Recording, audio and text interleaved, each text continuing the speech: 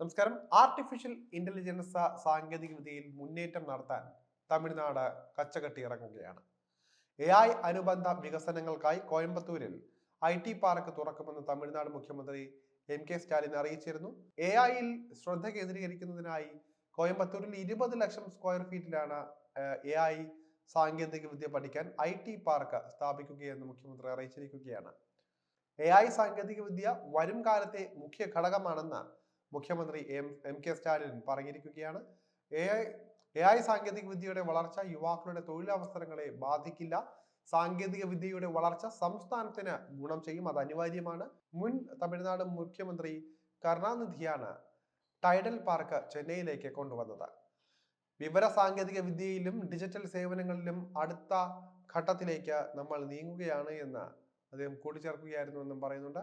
കോയമ്പത്തൂർ, സേലം, മധുര, ട്രിച്ചി, ഹോസൂർ, തിരുനെൽവേലി, വെല്ലൂർ, വില്ലുപുരം, തൂത്തുക്കുടി നഗരങ്ങളിൽ IT പാർക്കുകളും start up സംരംഭങ്ങളും ആരംഭിച്ചിട്ടുണ്ട്.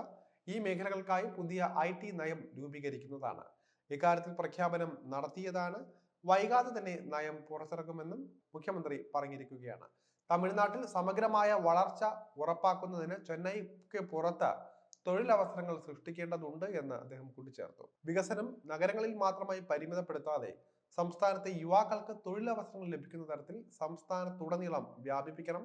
തമിഴ്നാട്ടിലെ യുവാക്കളുടെ ക്ഷേമത്തിനും തൊഴിലവസരങ്ങൾ സൃഷ്ടിക്കുന്നതിനുമായി നടപടികളുണ്ടാകും.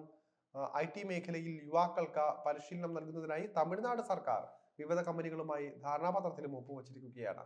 സംസ്ഥാന സർക്കാർ സൈബർ സുരക്ഷയ്ക്ക് കൂടുതൽ പ്രാധാന്യം നൽകുന്നുണ്ട് എന്നും മുഖ്യമന്ത്രി ചൂണ്ടിക്കാട്ടുകയായിരുന്നു. 2024 ഒരു സൈബർ സുരക്ഷാ നയം അവതരിപ്പിച്ചിരുന്നു. നമ്മൾ നിലവിലൊരു ഡിജിറ്റൽ ലോകത്താണ് ജീവിക്കുന്നത്. ഈ മേഖല അതിവേഗത്തിൽ വളരുകയും വികസിക്കുകയും ചെയ്യും. അതിനൊപ്പം തന്നെ ഡിജിറ്റൽ കുറ്റകൃത്യങ്ങളും വർദ്ധിച്ചിട്ടുണ്ട്. ഈ പ്രവണത തടയാനാകണം.